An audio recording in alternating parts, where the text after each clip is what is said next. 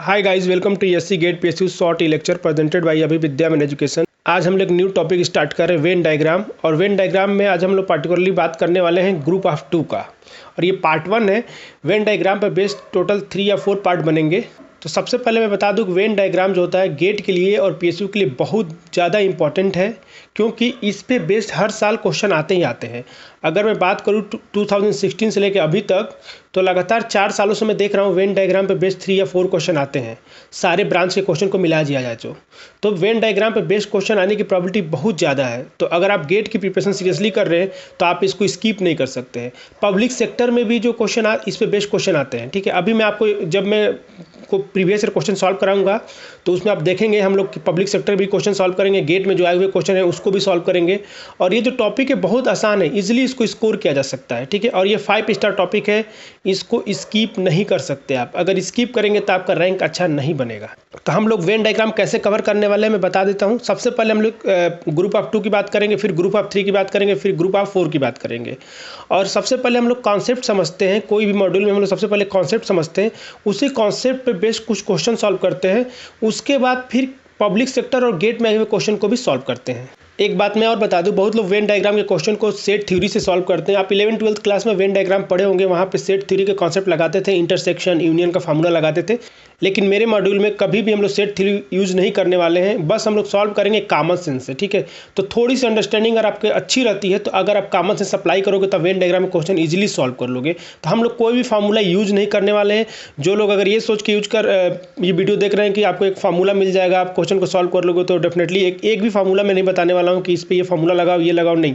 आपको basic understanding आपका clear हो जाएगा, आप सारे क्वेश्चन बिना फार्मूले के सॉल्व कर लेंगे। और मेरा एप्टीट्यूड पढ़ाने का यही स्टाइल है, मैं कभी भी फार्मूला यूज नहीं करता हूँ, कॉमन सेंस से क्वेश्चन को सॉल्व करते हैं, ठीक है। जो लोग रेगुलर फॉलो करते होंगे उनको पता होगा कि हम लोग कभी भी कोई भी फार्मूला किसी भी टॉपिक में यूज नहीं करते हैं। वेन डायग्राम पढ़ने का एक और फायदा है, एक सिलॉक्स टॉपिक है रीजनिंग में, जो गेट में हर साल उस पर भी 2-3 क्वेश्चन बेस्ड आते हैं। और सिलॉक्स से क्वेश्चन अगर आप सॉल्व करना चाहते हैं, सिलॉक्स के कॉन्सेप्ट समझना चाहते हैं, तो आपका वेन डायग्राम का कॉन्सेप्ट एकदम क्लियर होना चाहिए, वेन डायग्राम का अंडरस्टैंडिंग आपकी क्लियर होनी चाहिए। तो आप सिलॉक्स के भी क्वेश्चन इजीली सॉल्व कर लेंगे। मतलब वेन डायग्राम पढ़ने से एक और फायदा है, सिलॉक्स भी इजीली समझ लेंगे। तो वेन डायग्राम के बाद मैं सिलॉक्स ही कवर करूँगा। अगर आप वेन डायग्राम सिलॉक्स दोनों कवर कर लेते हैं तो 5 to 7 क्वेश्चन गेट में हर साल आते हैं, सारे ब्रांच का मिला दिया जाए तो इसकी आने की प्रोबेबिलिटी बहुत ज़्यादा है। तो इसको स्किप नहीं करना है आपको। अगर आप सारे लेक्चर देखते हैं, सारे पार्ट अगर देखते हैं, तो मैं 100% श्योर हूँ कि आने वाले दिन में आपका जो भी एग्जाम में क्वेश्चन अगर वेन डायग्राम बेस्ड रहेगा, या किसी पब्लिक सेक्टर में हो, या फिर इंजीनियरिंग सर्विस में हो, या फिर गेट में, आप इजीली उसको सॉल्व कर लोगे। कम टाइम में, मिनिमम टाइम में आप आंसर निकाल लोगे। तो सबसे पहले समझते हैं कि वेन डायग्राम होता क्या है। तो मैं एकदम क्लियरली बता रहा हूँ कि वेन डायग्राम जो होता है कोई टॉपिक नहीं है। वेन डायग्राम एक मेथड है, ठीक है। एक मेथड है जिसको यूज करके क्वेश्चन आसान बनाया जाता है। अब आपके दिमाग में होगा सर ऐसे कौन से क्वेश्चन होंगे जहाँ पे वेन डायग्राम अप्लाई करेंगे।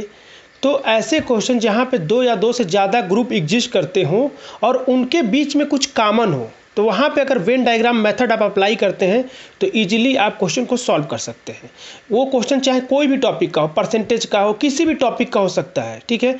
अगर हर वो टॉपिक के क्वेश्चन में अप्लाई कर सकते हैं जहाँ पे 2 या 2 से ज़्यादा ग्रुप एग्जिस्ट करते हों और उनके बीच में कुछ कॉमन हो।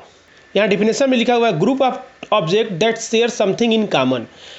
कुछ ऑब्जेक्ट के ग्रुप होंगे जो आपस में कुछ कॉमन शेयर कर रहे होंगे, ठीक है। तो उसको वेन डायग्राम मेथड से हम लोग क्या कर सकते हैं, इजीली सॉल्व कर सकते हैं।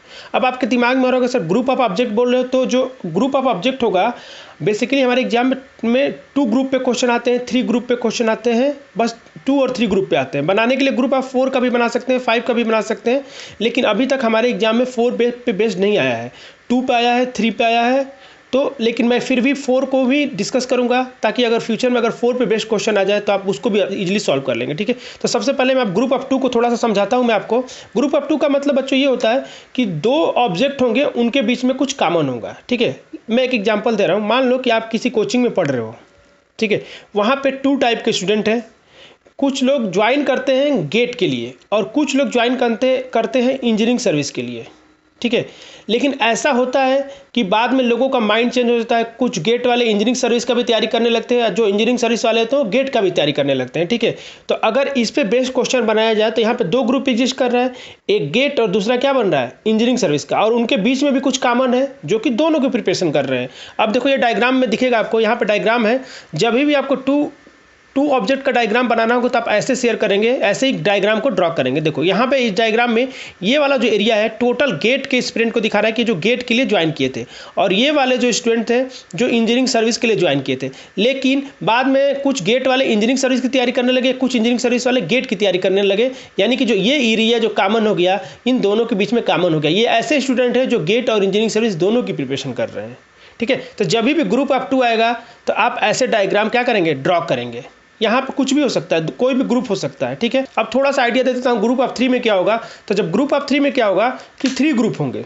आप सिमिलर एग्जांपल ले लो, मान लो किसी कोचिंग में आप प्रिपरेशन के लिए जा रहे हो तो कुछ बच्चे गेट के लिए ज्वाइन करते हैं, कुछ इंजीनियरिंग सर्विस के लिए ज्वाइन करते हैं, और कुछ बच्चे होते हैं जो PSUs के लिए ज्वाइन करते हैं, ठीक है। लेकिन बाद में क्या होता है, कुछ बच्चे गेट वाले होते हैं, उनको लगता है कि मैं PSU का प्रिपरेशन कर लूँ, कुछ जो इंजीनियरिंग सर्विस वाले होते हैं उनको लगता है कि मैं गेट का प्रिपरेशन कर लूँ।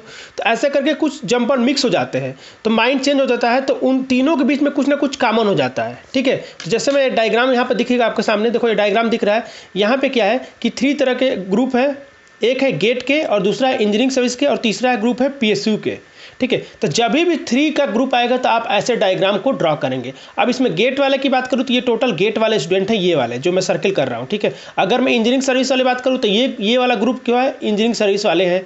अगर मैं बोलूँ कि PSUs वाले कितने स्टूडेंट्स हैं तो ये टोटल PSUs वाले स्टूडेंट हैं, क्लियर है। अगर मैं बोलूँ इन तीनों में कॉमन कौन है, जो ऐसे कौन से स्टूडेंट हैं जो तीनों की तैयारी कर रहे हैं, गेट, इंजीनियरिंग सर्विस और PSUs की, तो ये वाला डायग्राम आपको रिप्रेजेंट करेगा।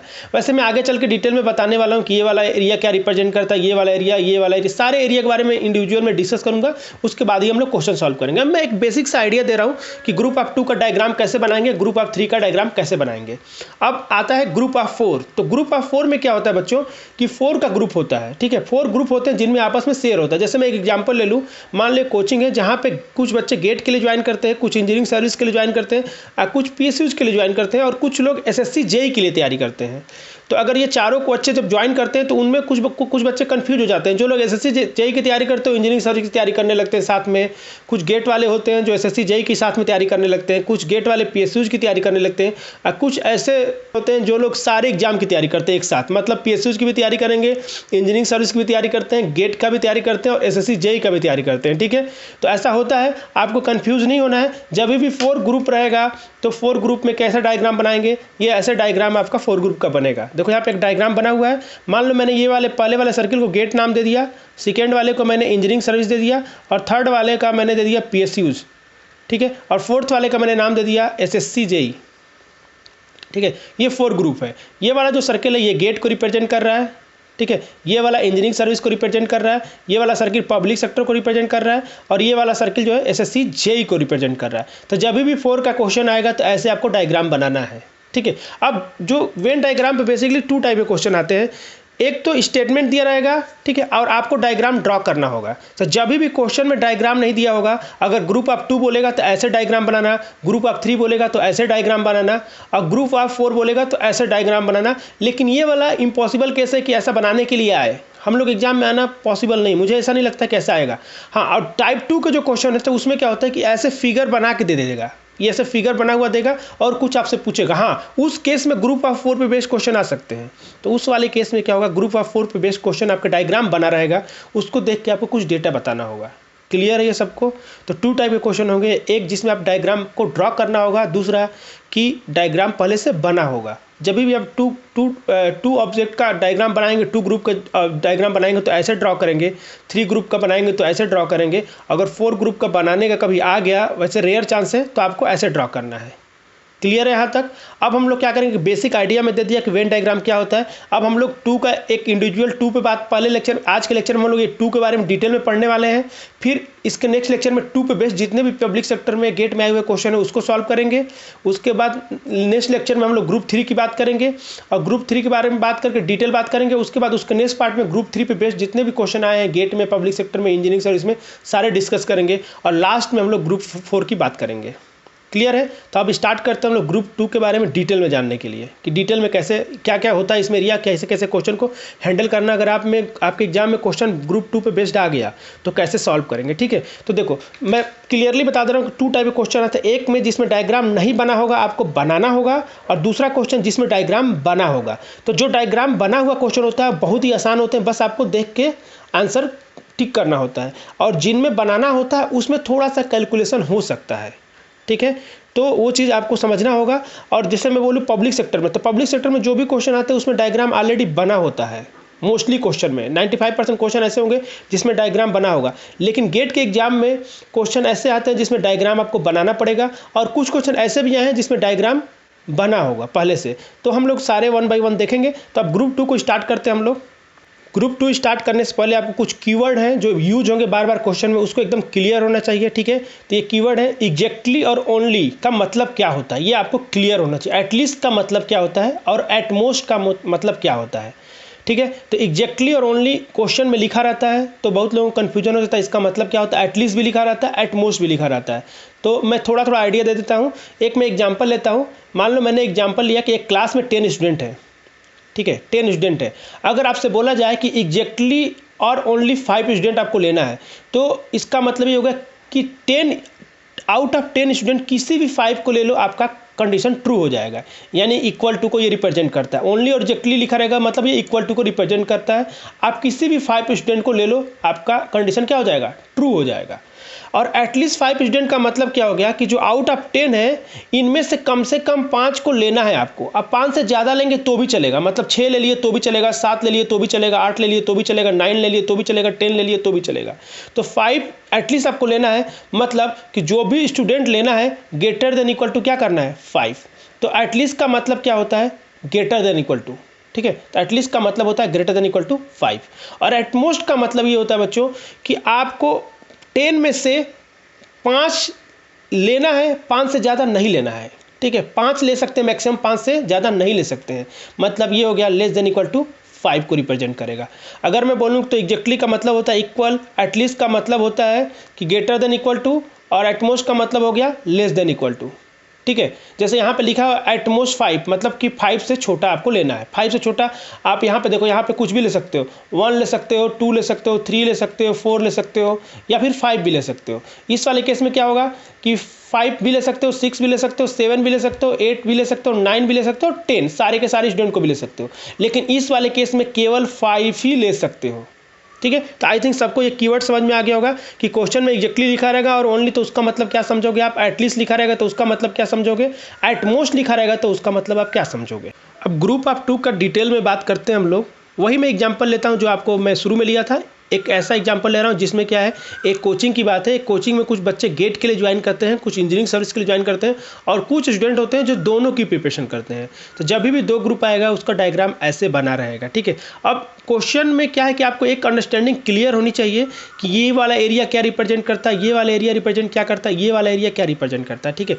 1 IG का मतलब देखो, ये फर्स्ट G का मतलब ये बच्चों कि ये वाले हम लोग केवल एरिया की बात कर रहे हैं। देखो ये वाले एरिया की बात कर रहे हैं, ये जो ग्रीन कलर का है, ठीक है। सेकेंड G का मतलब हो गया कि इस वाले एरिया की केवल हम लोग बात कर रहे हैं, इस वाले एरिया की बात कर रहे हैं। और 1E का मतलब क्या हो गया, केवल इस वाले एरिया की बात कर रहे हैं, ठीक है। तो ये E for engineering service, G for GATE, और यहाँ पे है सेकेंड गेट और इंजीनियरिंग सर्विस, क्लियर है। तो केवल 1E की बात करेगा तो हम लोग केवल इस वाले एरिया की बात कर रहे हैं, ठीक है। अब देखो क्वेश्चन में क्या क्या हो सकता है, क्या क्या पॉसिबिलिटी हो सकता है, क्या क्या पूछा जा सकता है। तो क्वेश्चन में आपसे पूछा जा सकता है कि गेट, क्वेश्चन में पहला वर्ड आ सकता है गेट वर्ड आ जाएगा। तो गेट वर्ड अगर कहीं लिखा है तो उसका मतलब कौन सा एरिया आप समझोगे। इन 3 ये 3 टाइप के एरिया है, एक तो ये हो गया, एक ये हो गया, एक ये हो गया। तो गेट का मतलब कौन सा एरिया समझोगे, इंजीनियरिंग सर्विस का मतलब कौन सा एरिया समझोगे। अगर क्वेश्चन में ओनली गेट लिख दिया तो उसका मतलब कौन सा एरिया समझोगे। अगर ओनली ESC लिख दिया तो उसका मतलब कौन सा एरिया समझोगे। वैसे लिख देगा common between GATE and engineering service तो इसका मतलब कौन सा एरिया समझोगे। अगर यहाँ पे only common between GATE and engineering service लिख दिया तो उसका मतलब क्या एरिया समझोगे आप, ठीक है। तो यहाँ पे 3 एरिया है, 3 पार्ट में हमने इसको डिवाइड किया हुआ है डायग्राम को। अब इन सब का मतलब कौन कौन सा होता है तो 1 बाय 1 मैं आपको समझाता हूं, ठीक है। सबसे पहले देखते हैं कि सबसे पहले अगर आपको लिखता है क्वेश्चन में ऐसे लिखेगा कि how many student in GATE, तो यहाँ पे क्या लिखा है, केवल गेट वर्ड यूज किया है। कितने स्टूडेंट है जो गेट में है, तो गेट वाला जब भी रहेगा तो गेट वाले का मतलब हो गया ये पूरा सर्कल की बात कर रहा है, सर्किल, ये पूरा का पूरा सर्किल की बात कर रहा है, ठीक है। तो गेट का मतलब ये हो गया, और इसका मतलब क्या होगा, ये पूरे सर्किल में कौन कौन से एरिया आ रहा है, तो ये आ रहा है 1G plus second GE, clear है। ये पूरे एरिया को हम लोग बोलेंगे गेट। गेट अगर पूछेगा तो इसमें मान लो 5 स्टूडेंट है, इसमें 5 है, दोनों का सम करके बताएंगे कि गेट में कितने स्टूडेंट हैं। क्लियर है यहाँ तक सबको, ठीक है। और ये जब भी डेटा दिया रहेगा, अगर मान लो जो भी डेटा आएगा पूरा गेट दिया है तो आप यहाँ पे ब्रैकेट करके जस्ट इसके बगल में लिखेंगे कि ये क्या डेटा दिया हुआ है। क्लियर है। आप जो भी डेटा अगर गेट का दिया रहेगा आप यहाँ फिल नहीं करेंगे, आपको हमेशा ऊपर इसके फिल करना है, और क्वेश्चन में मैं जब यूज करूँगा तो आपको और क्लियर होगा, ठीक है। वैसे अगर आपसे पूछा जाए, ठीक है, ये क्लियर है, ये ऊपर हमेशा डेटा को लिखना है। अगर सिमिलरली अगर आपसे पूछा जाए कि how many student in engineering service में कितने स्टूडेंट हैं, तो इंजीनियरिंग यहाँ पे क्या लिखा है, ESC लिखा है, इंजीनियरिंग सर्विस एग्जामिनेशन। तो इसका मतलब क्या समझते हो बच्चों, ये पूरा का पूरा ये सर्कल है, इंजीनियरिंग सर्विस को रिप्रेजेंट कर रहा है, पूरा का पूरा ये सर्किल रिप्रेजेंट कर रहा है। इसका मतलब जो 1E की वैल्यू होगी उसको सेकेंड GE में क्या करेंगे हम लोग, ऐड कर देंगे। तो सेकेंड GE में ऐड कर देंगे तो पूरा इंजीनियरिंग सर्विस का निकल जाएगा। और जब भी ये डेटा दिया रहेगा, पूरा का पूरा जब दिया रहेगा तो इसके ऊपर ब्रैकेट करके इस डेटा को लिख लेंगे। तो यहाँ पे लिख सकते हैं हम लोग 1E प्लस सेकेंड GE, ठीक है। जब क्वेश्चन सॉल्व करेंगे तो और अंडरस्टैंडिंग आपकी अच्छी होगी। अब नेक्स्ट हम लोग बात करते हैं कि अगर मान लो क्वेश्चन में ऐसे लिखेगा, how many student are only और एग्जैक्टली इन गेट। अब देखो यहाँ पे अभी तक पीछे क्या था, ये वाला वर्ड यूज नहीं किया गया था, लेकिन गेट के साथ ओनली और एग्जैक्टली वर्ड यूज कर लिया गया। इसका मतलब क्या हो गया, इसका मतलब ये होता है बच्चों कि ऐसे कौन से बच्चे, ऐसे कितने बच्चे हैं जो कि केवल गेट की, केवल ये केवल मतलब हुआ, ठीक है, ध्यान रखेंगे, जो ओनली गेट की प्रिपरेशन कर रहे हैं। तो देखो अब ध्यान से समझना, ये जो पूरा सर्किल यहाँ पे देखो ध्यान से, ये गेट का अगर पूछेगा तो ये पूरा का पूरा सर्किल है, लेकिन ओनली गेट का बोला है, मतलब ओनली गेट जब लिख दिया है तो इसका मतलब ये वाला एरिया हो गया, ठीक है। ओनली गेट का मतलब ये वाला पूरा ये केवल एरिया होगा। तो ओनली गेट जब भी यूज करेगा इसका मतलब केवल वो फर्स्ट G की बात कर रहा है, याद रखेंगे, ये वाला एरिया, ठीक है। ये मैं सेट करता हूँ, सेट, ये वाला एरिया है, केवल बात कर रहा है ये वाला एरिया, ओनली गेट लिखा है। तो अगर गेट लिखा होता, जैसे PBS में देखे थे गेट लिखा था, गेट का मतलब पूरा का पूरा सर्किल का हम लोग बात कर रहे थे, लेकिन ओनली गेट लिख दिया मतलब केवल ये वाला एरिया की बात कर रहा है वो, जो केवल गेट की, क्योंकि ये वाले तो इंजीनियरिंग सर्विस की भी तैयारी कर रहे हैं ना। तो गेट केवल के दिया रहेगा तो मतलब पूरा सर्किल की बात कर रहा है, अगर ओनली गेट दिया हो तो ये वाले साइड एरिया की बात कर रहा है, ध्यान रखेंगे इस बात का। और जब ये दिया रहेगा इसके अंदर डेटा को क्या करेंगे, फिल करेंगे, इसके अंदर डेटा को फिल कर देंगे, ठीक है। क्लियर है यहाँ तक। सिमिलरली अगर आपसे ये पूछा जाए कि how many student are only are exactly in ESC, तो आप खुद ही बता सकते हो कि इंजीनियरिंग सर्विस में ओनली वर्ड यूज कर दिया गया है, ओनली वर्ड यूज कर दिया गया इंजीनियरिंग सर्विस में। इसका मतलब क्या हुआ, जो केवल ESC की प्रिपरेशन कर रहे हैं, जो इंजीनियरिंग सर्विस की केवल प्रिपरेशन कर रहे हैं। तो देखो ये पूरा का पूरा जो सर्किल है ये पूरा इंजीनियरिंग सर्विस को रिप्रेजेंट कर रहा है, लेकिन ओनली इंजीनियरिंग सर्विस को कौन सा रिप्रेजेंट कर रहा है, तो ये वाला एरिया, ध्यान रखेंगे, ओनली इंजीनियरिंग सर्विस का मतलब ये वाला एरिया केवल रिप्रेजेंट कर रहा है। क्लियर है, ये वाला एरिया केवल रिप्रेजेंट कर रहा है ओनली इंजीनियरिंग सर्विस का।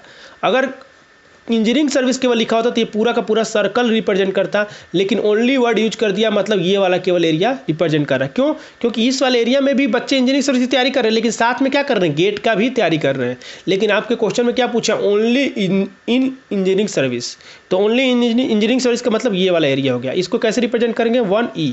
और जब भी ये डेटा दिया रहेगा तो आप इसके अंदर फिल करेंगे, इसके अंदर फिल करेंगे, ठीक है। डेटा फिल करना मैं क्वेश्चन में सिखाऊंगा तो आपको ज़्यादा अंडरस्टैंडिंग बढ़ेगी, ठीक है। अब आपसे ऐसा पूछा जा सकता है क्वेश्चन में, अगर आपसे कोई पूछे हाउ मेनी आर बोथ और common between GATE and engineering service, तो बोथ और कॉमन वर्ड यूज कर लिया बिटवीन। अब पूछ रहा है आपसे कि कितने बच्चे हैं जो गेट और इंजीनियरिंग सर्विस दोनों की तैयारी कर रहे हैं, ठीक है। बोथ लिखा है या फिर common between GATE and engineering में कितने कॉमन है, तो देखो ये वाला जो टोटल सर्किल रिप्रेजेंट कर रहा है गेट का कर रहा है, और ये टोटल सर्किल इंजीनियरिंग सर्विस का, ठीक है। अगर आपसे कोई पूछे कि केवल गेट जो कि दोनों में कॉमन क्या है, तो कॉमन कौन सा एरिया, ये वाला एरिया। तो ये वाला एरिया का मतलब हो गया कि बोथ कॉमन, इंजीनियरिंग और गेट और में कौन से कॉमन है, ये वाला, यानी कि इसका मतलब हो जाएगा सेकेंड GE, ठीक है। क्लियर आपको, how many are both common between GATE and engineering service.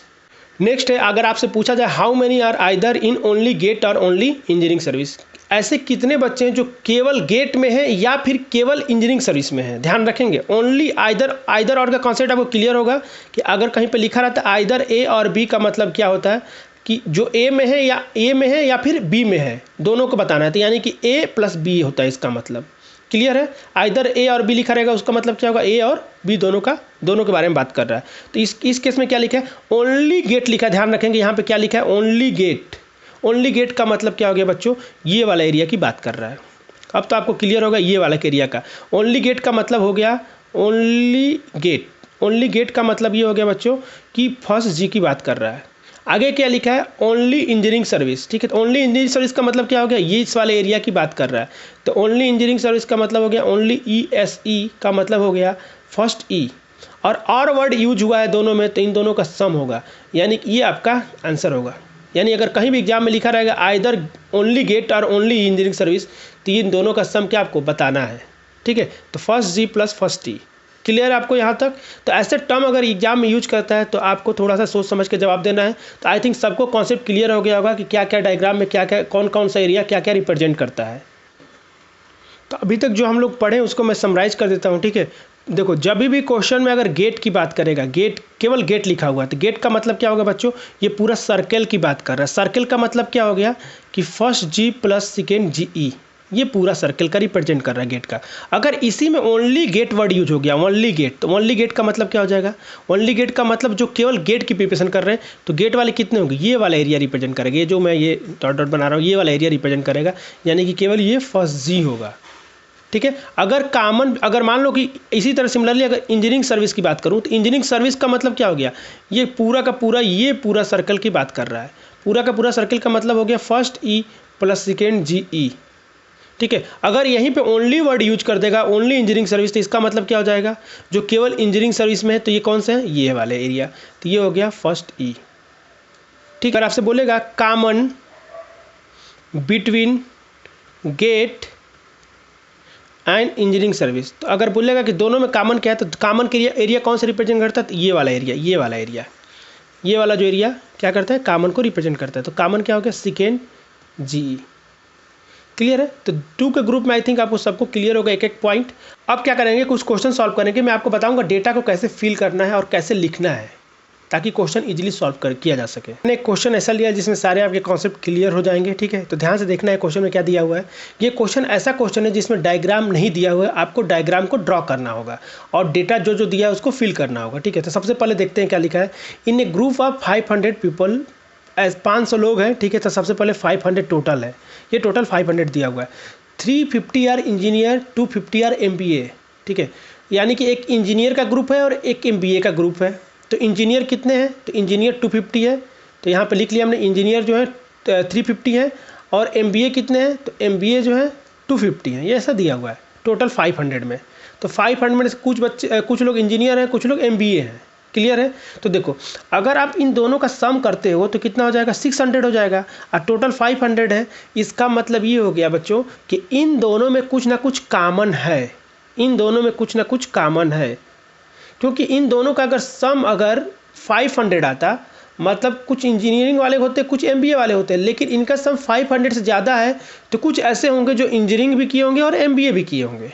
Clear है? यानी कि जब भी 2 ग्रुप है, 2 ग्रुप का डायग्राम जब बनाएंगे तो हमको मैं बता चुका हूँ कि 2 ग्रुप का डायग्राम ऐसे बनाना है और इसमें कुछ ना कुछ कॉमन रहेगा। ठीक है, तो हमने ऐसे डायग्राम को ड्रॉ कर लिया। ठीक है, क्यों कैसे पता चला कॉमन है, क्योंकि इन दोनों का सम क्या आ रहा है, 600 आ रहा है, और आना कितना चाहिए, 500, मतलब कि कुछ ना कुछ इसमें कॉमन है। अब आगे क्या बोला गया है, how many are both engineer and MBA, कितने लोग हैं जो इंजीनियर और MBA हैं। क्लियर है? और पूछा है how many are either only MBA और ओनली इंजीनियर। ठीक है, तो आप क्या करते हैं, सबसे पहले तो इस डायग्राम को, डेटा को कैसे कैसे फिल करना है। मान लेते हैं कि ये वाला इंजीनियरिंग को रिप्रेजेंट कर रहा है और ये वाला MBA को रिप्रेजेंट कर रहा है। तो जब भी ऐसा क्वेश्चन आए 2 ग्रुप का है, तो आप दोनों ग्रुप अलग अलग बना लिए। अब जो इंजीनियरिंग जो देखो बच्चों, यहाँ पे डेटा तो दिया 350 आर इंजीनियर, यहाँ पे क्या कोई ओनली या एग्जैक्टली वर्ड यूज किया है, नहीं यूज किया है। मतलब कि ये पूरा का पूरा सर्किल का डेटा दिया हुआ है। ठीक है, जब सर्किल का पूरा डेटा दिया हुआ है, इसका मतलब यहाँ का डेटा अलग होगा, यहाँ का डेटा अलग होगा, यहाँ पे कुछ और होगा, यहाँ पे कुछ और होगा। तो जब भी पूरा का पूरा डेटा दिया रहे और ओनली एग्जैक्टली यूज नहीं किया, मतलब कि पूरा का पूरा डेटा दिया हुआ है, तो इसको हम लोग हमेशा ऊपर लिखते हैं। तो हमने लिख लिया 350 इंजीनियर है। क्लियर है। हम लोग यहाँ फिल नहीं कर सकते क्योंकि पूरा का पूरा दिया हुआ है 350। सिमिलरली MBA का क्या दिया है, 250 MBA है। यहाँ पे भी ओनली और एग्जैक्टली वर्ड यूज नहीं किया है। इसका मतलब बच्चों कि ये पूरा का पूरा सर्कल को दिया हुआ है, पूरा का पूरा सर्कल की वैल्यू दिया हुआ है। और सर्कल की वैल्यू को जब भी पूरा का पूरा दिया रहेगा उसको बाहर लिखते हैं तो कितना लिखेंगे 250, यानी कि टोटल MBA दिया हुआ है 250। यहाँ पर ओनली वर्ड यूज नहीं किया है। क्लियर है। अब हमको पता है कि इनमें कुछ ना कुछ कॉमन है, तो मैं मान लेता हूँ कि यहाँ पे क्या है, x कॉमन है, x कॉमन है। तो ये टोटल जो है 250 है, तो ये वाला एरिया x है, तो ये वाला कितना हो जाएगा 250 माइनस एक्स। क्लियर है ना, ये x है तो 250 माइनस एक्स होगा, क्योंकि इन दोनों का सम कितना आना चाहिए 250 आना चाहिए। सिमिलरली इसका पूरा का सम कितना आना चाहिए 350 आना चाहिए। तो यहाँ पे ये x है तो ये कितना रहा होगा 350 माइनस एक्स रहा होगा। क्लियर है सबको यहाँ तक। तो ये 350 माइनस एक्स है, ये x है, ये 250 माइनस एक्स है। अब आप खुद सोचो कि टोटल कितने पर्सन है, 500 पर्सन है। ठीक है, तो टोटल 500 पर्सन है, तो 500 इन तीनों का सम कितना आना चाहिए 500 ही तो आना चाहिए। तो इन तीनों का सम कर लो, तो जब तीनों का सम करेंगे तो 350 minus X plus 250 minus X equal to कितना आना चाहिए 500 आना चाहिए, क्योंकि टोटल जो है इंजीनियर और MBA सब मिला के टोटल 500 है। तो ये पूरे एरिया का सम कितना आना चाहिए 500, तो हमने पूरा सम 500 कर लिया। यहाँ माइनस एक्स से प्लस एक्स कैंसिल हो गया, और यहाँ पे क्या बचा, ये हो गया 600 माइनस एक्स इक्वल टू 500, और यानी यहाँ पे क्या हो जाएगा x equal to 100। x equal to 100 का मतलब क्या हो गया बच्चों, अब x इक्वल टू 100 का मतलब हो गया कि ये वाला एरिया 100 आ गया। ठीक है, अब ये 100 आ गया तो यहाँ पे 100 रखेंगे तो ये कितना आ जाएगा 150 आ जाएगा। सिमिलरली अगर यहाँ पे 100 रखेंगे तो आ जाएगा 250 आ जाएगा। अब ये पूरा का पूरा डायग्राम बन चुका है हमारे सामने। अब इसमें कुछ भी पूछेगा तो हम बता सकते हैं। ठीक है, अब मैं अगर थोड़ा सा बात करूँ तो देखो, अगर आपसे कोई पूछे कि ओनली MBA कितने हैं, तो ओनली MBA का मतलब क्या हो जाएगा बच्चों, ओनली MBA का मतलब कितना हो जाएगा 150। ठीक है, अगर MBA पूछा होता तो 250 पहले से दिया हुआ है, पूछ ही नहीं सकता, पहले से दिया हुआ है। अगर ओनली MBA पूछता है तो 150। अगर पूछेगा कि दोनों में कॉमन कितना है, तो ऐसे कितने लोग हैं जो कि MBA और इंजीनियरिंग किए, तो 100 लोग हैं। और ऐसे कितने लोग हैं जो केवल इंजीनियरिंग किए हैं, वो है 250। ठीक है, अब देखते हैं क्वेश्चन में क्या पूछा गया। तो क्वेश्चन नंबर 1 देखते हैं। तो क्वेश्चन नंबर 1 में पूछा how many are both engineers and MBA, ऐसे कितने लोग हैं जो कि इंजीनियर और MBA दोनों हैं। तो इंजीनियर और MBA के लिए कौन सा रिप्रेजेंट कर रहा है, खुद सोचो। तो यही वाला एरिया जो है ये कॉमन एरिया है, क्या है, दोनों लोग हैं। तो ये कितना 100 आ रहा है, तो इसका आंसर क्या हो जाएगा, A is the correct answer हो जाएगा। 100 लोग ऐसे हैं जो कि इंजीनियर है और MBA दोनों हैं। ठीक है, सेकंड क्वेश्चन क्या बोला है, how many are either only MBA और ओनली इंजीनियर, ऐसे कितने लोग हैं जो केवल MBA हैं। या ध्यान रखना है वर्ड का, ओनली MBA लिख दिया मतलब यहाँ पे ओनली MBA का मतलब हो जाएगा बच्चों, ओनली MBA कौन सा रिप्रेजेंट कर रही है, ये वाला एरिया ओनली MBA रिप्रेजेंट कर रहा है। ओनली MBA की वैल्यू कितनी आ रही है 150, तो हमने यहाँ पे लिख लिया 150 ओनली MBA। अब आगे बोला गया ओनली इंजीनियर। ओनली इंजीनियर का मतलब क्या हो गया कि जो केवल इंजीनियर, तो ओनली इंजीनियर कौन सा रिप्रेजेंट कर रहा है, ये वाला एरिया ओनली इंजीनियर रिप्रेजेंट कर रहा है। ओनली इंजीनियर की वैल्यू कितनी आई 250। अब पूछा कि इन आइदर ओनली MBA और ओनली इंजीनियर, तो और लगाए तो दोनों क्या हो जाएगा सम हो जाएगा, इन दोनों में से आपको बताना है। तो ये टोटल कितना आ जाएगा 350 आंसर हो जाएगा। तो 350 ऐसे लोग हैं जो केवल इंजीनियर हैं या फिर केवल MBA हैं। तो आपका आंसर क्या हो जाएगा, C is the correct answer. तो फिर से मैं एक बार रिपीट कर दे रहा हूँ, जब भी पूरी सर्कल की वैल्यू दी रहती है तो उसको ऊपर ऐसे लिखते हैं जैसे यहाँ पे लिखा हुआ है। MBA भी पूरा दिया हुआ तो ऐसे लिखा था। ध्यान रखना है ओनली और एग्जैक्टली वर्ड तो यूज नहीं किया है। ठीक है, तो और इस वाले क्वेश्चन में ओनली यूज किया था। तो आपको देखो ओनली और एग्जैक्टली की वजह से बहुत लोग क्वेश्चन को गलत करते हैं। आप एक चीज़ ध्यान रखना कि ओनली यूज किया है कि नहीं। ओनली का मतलब जैसे ओनली MBA है और MBA दोनों का मतलब अलग अलग हो जाता है। तो ध्यान रखेंगे जब भी क्वेश्चन पढ़ते हैं, जब भी आपको ओनली दिख जाए तो अंडरलाइन कर लो कि ओनली वर्ड यूज किया, मतलब थोड़ा सा हमको सावधान रहना है। एक और क्वेश्चन सॉल्व करते हैं। ठीक है, तो ये क्वेश्चन है क्वेश्चन नंबर 3। ये क्वेश्चन गेट 2010 में आया था, 1 मार्क्स का आया था क्वेश्चन। ये क्वेश्चन नंबर 3 है, गेट 2010 में 1 मार्क्स का आया हुआ है। ठीक है, क्वेश्चन को ध्यान से पढ़ते हो, देखते हैं क्वेश्चन में क्या क्या दिया हुआ है। क्वेश्चन में लिखा है कि total 25 person in A room, total 25 लोग हैं। तो हमने 25 ऐसे लिख लिया, 25 लोग टोटल हैं। ठीक है, आगे बोला गया 15 ऑफ देम प्ले हॉकी। अब देखो बच्चों यहाँ पर ध्यान देना, यहाँ पे 15 ऑफ देम प्ले हॉकी, यहाँ पे ओनली वर्ड यूज नहीं किया है। चलो आगे क्या बोला है कि 17 ऑफ देम प्ले फुटबॉल, उसमें से 17 जो है फुटबॉल प्ले करते हैं। And 10 of them play both hockey and football, और ऐसे 10 लोग हैं जो कि हॉकी और फुटबॉल दोनों खेलते हैं। क्लियर है यहाँ पे। अब ध्यान देना है, तो यहाँ पे 2 ग्रुप है, तो जब भी 2 ग्रुप का क्वेश्चन आएगा तो मैं बताया हूँ कि कैसे डायग्राम को बनाना है। 2 ग्रुप के लिए कैसे डायग्राम बनाना है मैं आपको बता चुका हूँ कैसे बनाना। एक बड़ा सर्किल ऐसे बनाओ और एक सर्किल बनाओ, दोनों में कुछ कॉमन बना दो। अब यहाँ पे क्या है, पहला क्या रिप्रेजेंट कर हॉकी, तो यहाँ पे हमने लिख लिया हॉकी है भाई, ठीक है। और ये टोटल क्या है, ये क्या है, फुटबॉल है, ठीक है। अब ये हमको पता चल गया। अब देखो ध्यान से क्वेश्चन में क्या पूछा है, then the number of person playing neither hockey और नॉट फुटबॉल। ऐसे कितने लोग हैं जो नहीं हॉकी खेल रहे हैं नहीं फुटबॉल खेल रहे हैं, ठीक है। अब डेटा जो दिया है उसको फिल करते हैं। देखो क्या लिखा है, पहले ये दिया था कि 15 ऑफ देम प्ले हॉकी। देखो टोटल 25% दिया हुआ है कि टोटल 25%, तो हमने पहले अलग लिख लिया कि 25% है। अब उसके आगे बोला कि 15 ऑफ देम प्ले हॉकी, ऐसे हैं जो 15 लोग जो हॉकी खेलते हैं। अब देखो यहाँ पे ओनली वर्ड यूज नहीं किया है, मतलब ये पूरा सर्किल की वैल्यू दिया हुआ है, ये पूरा सर्किल दिया हुआ है। जब भी पूरा सर्किल दिखता है तो उसका डेटा को कहाँ लिखते हैं हम लोग, सर्किल के बाहर लिखते हैं, तो यहाँ 15 लिख लिया। आगे देखते हैं 17 ऑफ देम प्ले फुटबॉल, यहाँ पे भी ओनली और एग्जैक्टली वर्ड यूज नहीं किया है, मतलब कि टोटल फुटबॉल का सर्किल दिया हुआ है, फुटबॉल का पूरा ये सर्किल दिया हुआ है। मतलब जब पूरा सर्किल दिया रहता है तो उसको हम लोग बाहर लिखते हैं, तो यहाँ पर हम लिखेंगे फुटबॉल के बगल में 17। आगे पढ़ते हैं, आगे क्या दिया हुआ है, 10 ऑफ देम प्ले बोथ की हॉकी एंड फुटबॉल। ऐसे 10 लोग हैं जो हॉकी और फुटबॉल दोनों खेलते हैं। तो बताओ फुटबॉल और हॉकी में कॉमन क्या है, ये वाला एरिया कॉमन है, यानी यहाँ पे 10 दिया हुआ है, ठीक है। यहाँ पे 10 दिया हुआ है, क्लियर है, यहाँ पे 10 दिया हुआ है। अगर यहाँ पे ओनली भी लगा होता तो ओनली भी यही बचता है, और नहीं ओनली लिखा है इसका मतलब यही होगा। क्लियर है यहाँ तक, तो यहाँ पर 10 फिल कर लिया। अब टोटल सर्कल की वैल्यू यहाँ पे 10 है और ये टोटल 17 दिया हुआ है, तो ये वाला कितना रहा होगा, 7 रहा होगा, तभी तो ये टोटल 17 बनाएगा। और ये टोटल 15 है, अगर यहाँ पर 10 है तो यहाँ पे क्या बनेगा, 5 बनेगा। क्लियर है, तो हमने डेटा को फिल कर लिया। अब देखो ये डेटा के बेसिस पे हम क्या क्या बता सकते हैं। अगर आपसे कोई पूछे कि ऐसे कितने पर लोग हैं जो केवल फुटबॉल खेलते हैं, तो 7 आंसर होगा। अगर आपसे पूछे ऐसे कितने लोग हैं जो केवल हॉकी खेलते हैं, तो ये 5 हो जाएगा। अब क्वेश्चन में पूछा गया then the number of person playing neither hockey और नॉट फुटबॉल। ऐसे कितने लोग हैं जो नहीं फुटबॉल खेल रहे हैं नहीं हॉकी खेल रहे हैं। तो सबसे पहले तो हम निकाल लेते हैं। देखो हमारे पास टोटल पर्सन पता है, टोटल 25 है। अगर हम ये निकालने कि कितने लोग खेल रहे हैं तो टोटल में से घटा देंगे तो हमको पता चल जाएगा जो लोग नहीं खेल रहे हैं। तो खेलने वाले कितने हैं, तो हॉकी केवल खेलने वाले कितने 5 हैं, और हॉकी और फुटबॉल खेलने वाले कितने हैं 10 हैं, और केवल फुटबॉल खेलने वाले 7 है। तो टोटल खेलने वाले की संख्या कितनी हो गई, तो 15% कितना हो गया 22। तो 22 ऐसे पर्सन हैं जो या तो हॉकी खेलते हैं या फुटबॉल खेलते हैं या फिर दोनों हॉकी और फुटबॉल दोनों खेलते हैं।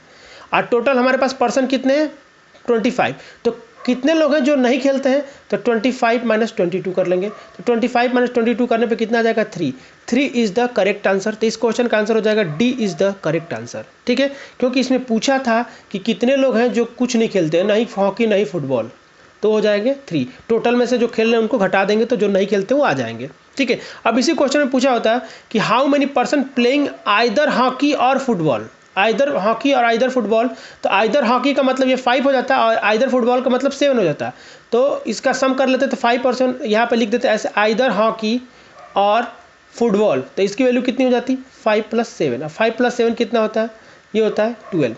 तो 12 क्या हो जाता है आपका आंसर हो जाता है अगर पूछा होता है इस क्वेश्चन में तो, ठीक है। तो ध्यान रखेंगे हमारा इस क्वेश्चन का आंसर क्या है, D is the correct answer है।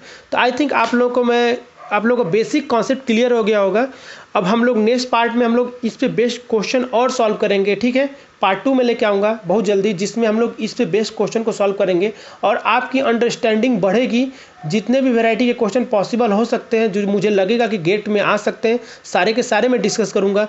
बस आप लोगों से मैं ये चाहता हूँ कि इस वीडियो का नोट्स बना लें और एक एक चीज़ को रिवाइज कर लें, और रिवाइज करने के बाद ही पार्ट 2 को देखें। जब आप रिवाइज करके पार्ट 2 करोगे, क्योंकि पार्ट 2 में हम लोग केवल क्वेश्चन सॉल्व करेंगे, तो बेसिक कॉन्सेप्ट आपके एकदम क्लियर होना चाहिए। तो एक एक चीज़ को आपको समझना है जो वीडियो में बताया हूँ।